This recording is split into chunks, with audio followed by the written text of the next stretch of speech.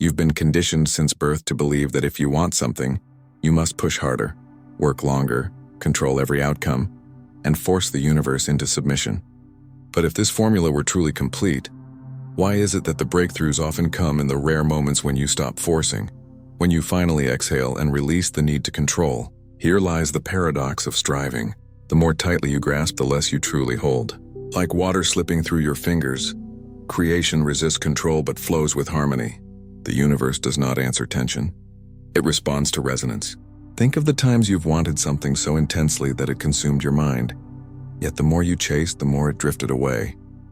Then, almost magically, the instant you surrendered, it appeared. Was that luck? Or was there a deeper law at play? One that overturns everything we were taught about effort and reward. This paradox feels uncomfortable because it contradicts our cultural wiring. We idolize struggle. We glorify the grind. We kneel before the illusion that harder always equals better. Yet quantum creation speaks another language, one that seems illogical until you experience it. Here's the twist you must not overlook. Effort isn't the engine of manifestation. It's often the wall that blocks it. The harder you try, the louder you broadcast to the quantum field that you are lacking, unfulfilled, separate from your desire. And that signal of absence amplifies itself. Instead of attracting, you repel. Instead of pulling closer, you push away. Still, people double down, believing their mistake is not trying enough. They strain harder, unaware that their very struggle radiates the vibration of not yet. But everything changes when you flip that paradigm, when you stop forcing and start embodying. Imagine you're standing before a mirror. If you wave wildly, scream, or beg at your reflection, does it move faster? Does it change on command? Of course not. It mirrors not your actions, but your state. When you smile, the image smiles instantly. When you center yourself, the reflection calms. The mirror doesn't respond to effort, it responds to essence. Quantum reality behaves the same way. Reality doesn't mirror your effort. It mirrors your energy. Yet here's where most stumble. They confuse surrender with defeat. They think releasing control means giving up, being lazy, or doing nothing. But that's a distortion born of linear thinking. Quantum surrender isn't weakness, it's alignment. It's stepping so fully into the vibration of what you want that it comes to you effortlessly. Neville Goddard called it living in the end. You don't beg for the outcome, you become it. You don't reach for the future, you embody it now. The paradox dissolves when you realize manifestation isn't driven by force. It's powered by frequency. Here's a mental glitch for you to notice. Recall a moment when you searched frantically for something. Your keys, your phone, a word on the tip of your tongue. The harder you looked, the further it hid. But the moment you stopped searching, it appeared. Why? Because tension narrows awareness and surrender expands it. Your nervous system shifted from tension to calm, and suddenly the answer surfaced. That same biological shift operates within quantum manifestation. The more you strain, the tighter your frequency contracts. But the instant you release, the field can finally reveal what has been waiting in plain sight. Science quietly confirms this paradox. Neuroscience shows that when effort is driven by stress, the sympathetic nervous system, the fight, flight, or freeze response, takes command. In that mode, the brain narrows its focus to survival, scanning for problems, blind to creative insight. Yet in contrast, states of relaxation and openness awaken the parasympathetic system, expanding awareness, heightening intuition, and synchronizing the rhythm of the heart and mind. From a quantum view, this state of harmony, coherence, is the frequency to which reality responds. So letting go is not inaction. It is entering the only condition where creation becomes possible. But here's the missing piece of the puzzle. If effort blocks manifestation, does that mean you should never act? Should you simply wait for life to deliver? The answer is no. Action still matters, but its origin determines its power. Action born of strain carries the signal of lack. Action born of alignment carries the signature of coherence. One chases, the other magnetizes. Most people never learn this distinction. They act from emptiness and wonder why nothing shifts. The hidden key lies in the state before the action. When you first embody the reality you desire, what follows is not effort, it's expression. And that is the only language the field truly understands. So the paradox deepens. The less you struggle, the more you align. The more you relax into being, the faster reality reorganizes itself around you. It feels strange, even defiant, because it unravels everything society taught you about effort and reward. But quantum manifestation has never been about control. It is about surrendering the illusion of control so fully that outcomes become inevitable. That is the essence of the paradox. Trying harder delays what surrender delivers immediately. Here's the open loop left for you to hold. If ending the struggle is the key, what unfolds when you not only stop forcing, but begin to live as if your manifestation were already complete? What happens when trying dissolves into being? That question leads us into the next layer, where science and spirituality converge to decode the mechanics of resistance and reveal why letting go is not weakness, but ultimate alignment. When you force reality, you don't just waste energy, you create measurable resistance. Resistance isn't poetic metaphor. It's a physiological and energetic fact. Neuroscience and quantum theory together paint a picture that is both challenging and freeing. The very effort you rely on to bring your desires closer often becomes the vibration that keeps them away. Recognizing this truth is the first initiation, understanding why manifestation only activates when you stop forcing. Begin with the body. The nervous system moves in two modes, sympathetic and parasympathetic. The sympathetic is survival, fight, flight, or freeze. When you are pushing, grasping, striving, your biology reads it as danger. Cortisol floods your system, adrenaline surges, and your focus locks onto what's wrong. From an evolutionary lens, this is brilliant. It kept your ancestors alive. But manifestation isn't about survival. It's about expansion into possibility. When the body is tense, your awareness collapses. The quantum field, which contains infinite outcomes, narrows into the tunnel of fear and lack. You cannot access new timelines from that vibration.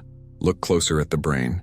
Under pressure, the prefrontal cortex, the part responsible for imagination, insight, and higher vision, shuts down. Blood diverts to the amygdala, the center of fear. This is why trying harder so often leads to stagnation. You lose touch with intuition, creativity, and inner guidance.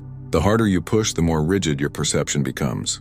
You stop seeing the signs, the synchronicities, the subtle openings guiding you toward your desire. From the lens of manifestation, this is disastrous. The field is responding, but your awareness is too constricted to notice. Your nervous system shifted from tension to calm, and suddenly the answer surfaced. That same biological shift operates within quantum manifestation. The more you strain, the tighter your frequency contracts. But the instant you release, the field can finally reveal what has been waiting in plain sight. Science quietly confirms this paradox. Neuroscience shows that when effort is driven by stress, the sympathetic nervous system, the fight, flight, or freeze response, takes command.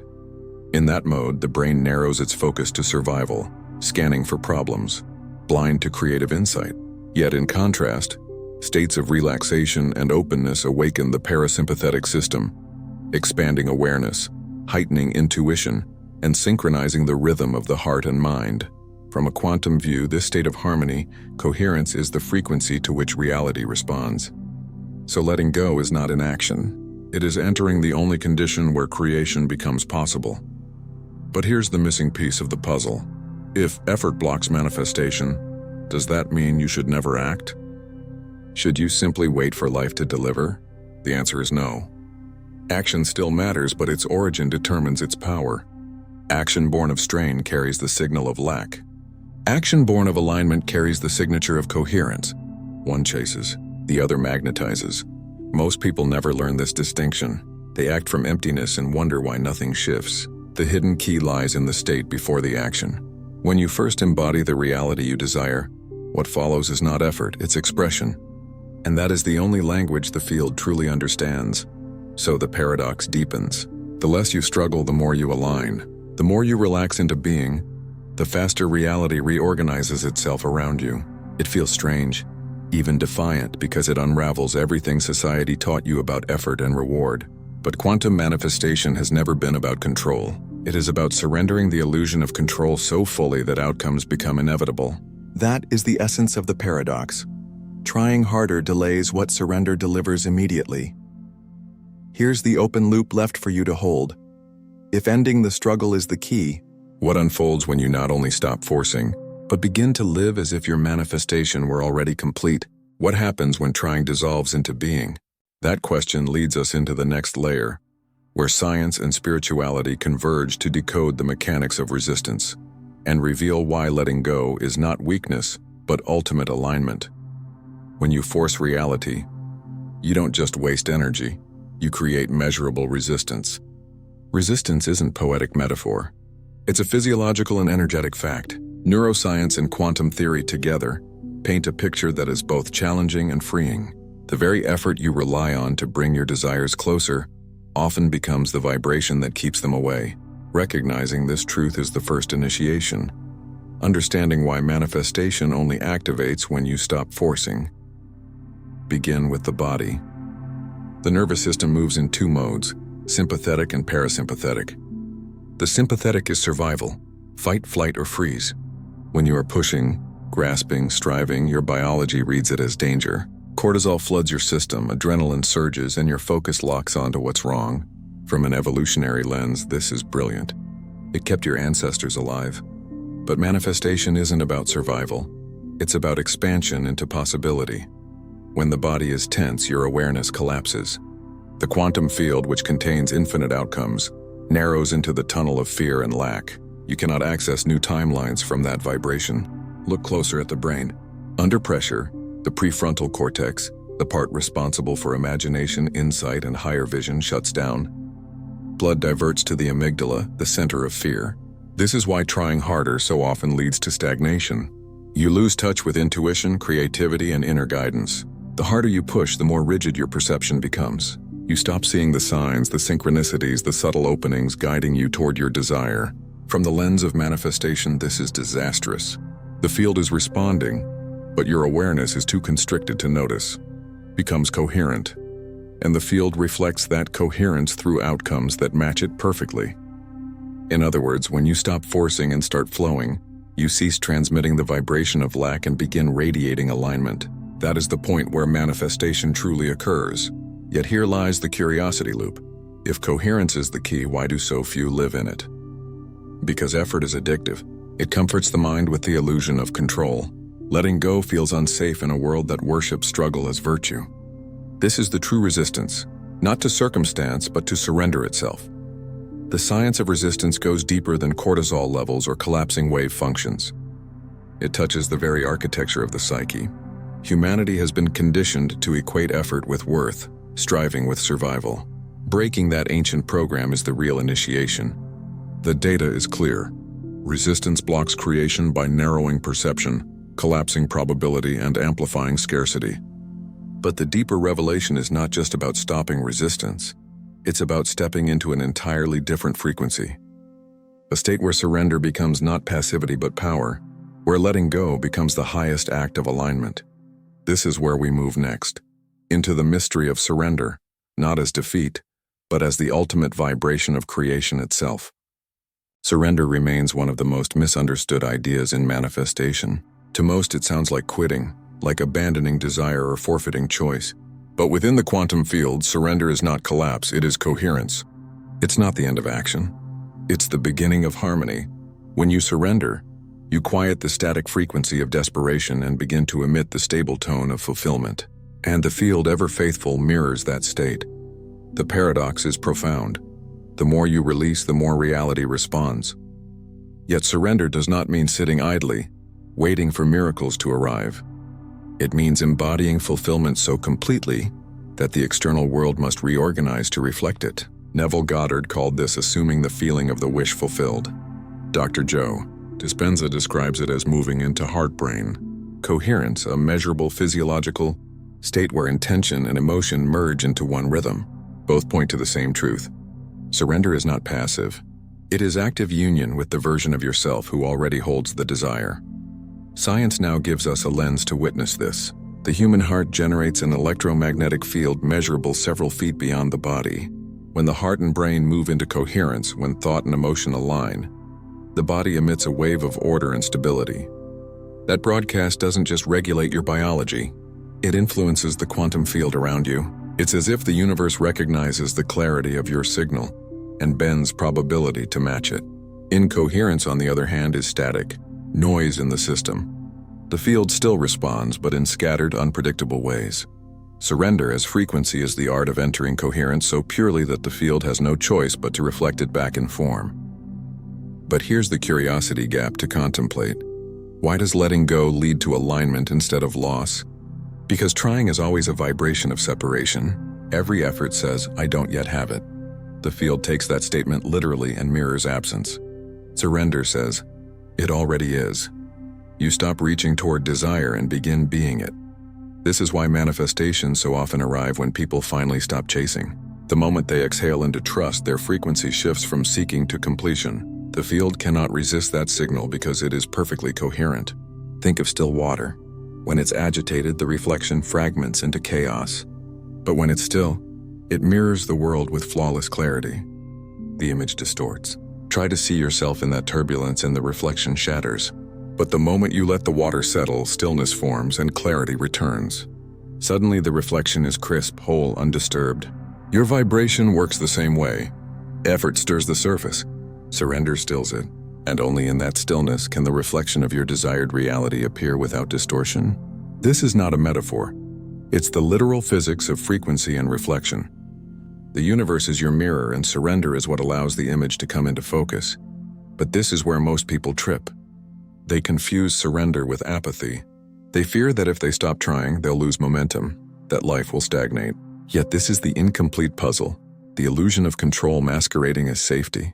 True surrender is not indifference, it is deep, awake presence. It is holding your vision without gripping it, nurturing desire without strangling it through desperation. Imagine holding a small bird in your hand. Grip too tightly and you crush it. Hold too loosely and it flies away. True surrender is the steady, balanced middle path, intention infused with ease. That state carries power precisely because it is free from friction. Psychology names this flow, a condition where effort disappears, where doing feels like being, where time itself bends. Athletes, artists, and scientists all describe this state. Flow is not laziness. It is mastery without resistance. And what is flow if not surrender in motion? You are no longer forcing. You are allowing. You are no longer trying. You are aligned. Neuroscience shows that during flow, the brain shifts into alpha and theta waves, patterns linked to creativity, intuition, and effortless precision. Surrender as a frequency is living in that flow state, not occasionally, but as your baseline vibration. Spiritual traditions have echoed this truth for centuries. Taoism calls it Wu Wei, effortless action, not idleness, but perfect harmony with the natural order. Buddhism calls it non-attachment, the liberation that arises from release. Christian mystics speak of letting go and letting God. The languages differ, but the essence remains. Surrender is not defeat. It is divine synchronization. It is the moment when your actions stop colliding with the universe and begin to dance with it. Here's your pattern interrupt. What if the real discipline was never about doing more, but learning how to stop fighting? What if the highest form of mastery isn't pushing harder, but relaxing deeper? This turns the old story on its head. It reveals that the most powerful practice isn't relentless striving. It's learning to sustain coherence, to hold the vision clearly while trusting the path to unfold on its own. That's not weakness. That's precision. That's mastery. And here's the loop that pulls you forward. If surrender is the true state, what happens when reality itself begins to reshape around that vibration? How does life respond when you stop reaching and start radiating coherence? This is the secret at the threshold of transformation, the point where the field doesn't just mirror your state but begins to reassemble time and circumstance to match it. Every conscious creator eventually reaches this moment, a crossing where trying collapses into being, and suddenly reality moves in impossible ways. The job you chased appears the moment you release the obsession. The relationship you thought was out of reach arrives when you stop clinging. The abundance you once forced begins to flow effortlessly when the desperation dissolves. People call it luck, synchronicity, or divine timing. But beneath every story lies the same principle. When you stop trying, reality reorganizes. The shift is so radical that once you experience it, you can never again believe that effort alone was the engine of creation. Outcomes: imagine a pendulum. Push it wildly and it swings erratically, chaotic, unbalanced. But release it once with clarity, and gravity guides its motion into harmony, smooth, effortless, rhythmic. Life functions the same way. Constant pushing creates resistance. Surrender restores rhythm, and within that rhythm, events begin to align with a grace that effort could never engineer. You stop fighting reality and start synchronizing with it. Then the signs multiply. The opportunities unfold. Timelines shift. not because you forced them, but because you finally allowed them. Quantum physics echoes this elegantly. When two systems enter coherence, they no longer resist, they entrain. Their frequencies lock, their patterns synchronize. Energy stabilizes. In physics, this is called resonance. In manifestation, it is called surrender. When you stop trying, you emit the precise frequency that allows your personal field to merge with the greater field of potential. Timelines that once seemed distant begin to slide closer, not by struggle, but through synchronization. That is why manifestations often arrive when you've stopped obsessing, because obsession is resistance. Openness is resonance. And yet the question lingers, how do you know the difference between doing nothing and letting go? This is where most lose the thread. Doing nothing is numbness, withdrawal, fear masquerading as stillness. Letting go, by contrast, is alive, charged with trust, filled with faith. When you let go, you don't collapse, you expand. Your body feels lighter, your mind quieter, your intuition sharper. You are not ignoring reality. You are co-authoring it. And the universe answers instantly, with signs, synchronicities, gentle confirmations that whisper, you are aligned. Think of the stories you've heard, or lived. The person who stopped sending endless job applications and suddenly received the perfect offer. The one who stopped chasing love and met their partner while living joyfully. The one who released their obsession with money, only to have abundance appear through unexpected channels. These are not coincidences. They are patterns. Evidence that forcing blocks flow while alignment invites it. Even psychology affirms this. The paradox of control. The tighter you grip outcomes, the more anxiety grows, the less creativity flows, and the worse results become. But when you ease your grip, performance expands. Athletes call it playing loose. Musicians call it being in the pocket. In every discipline, the rule holds. Forcing blocks, relaxing unlocks. Quantum manifestation simply elevates that truth to the scale of existence itself. The more you grip, the more you signal lack. The more you release, the more you broadcast alignment. And reality, ever faithful, mirrors it perfectly. But here's the curiosity gap. If reality rearranges when you stop trying, how far can it go? Is this limited to small desires, or can it reshape your entire timeline? The answer, yes, but only when surrender becomes your baseline frequency, not a temporary technique. When ease becomes your home vibration, reality must match it. So let's make this real. Not concept, but embodiment. Words are only maps, energy is the territory. Right now, anchor this principle through declaration. Type it, speak it, feel it, I allow it to be easy. This is not cliché. It is a frequency key. By affirming it, you are shifting from resistance to resonance, from grasping to receiving. You are telling the field, my life harmonizes with ease. Notice what happens in your body when you speak it. A lightness, a subtle expansion, a quiet rebellion in a world addicted to struggle. You are breaking the old pattern and encoding a new vibration, and the field responds. Watch for the synchronicities that follow, the openings that appear without effort, the perfect alignments that feel almost mischievous in their timing.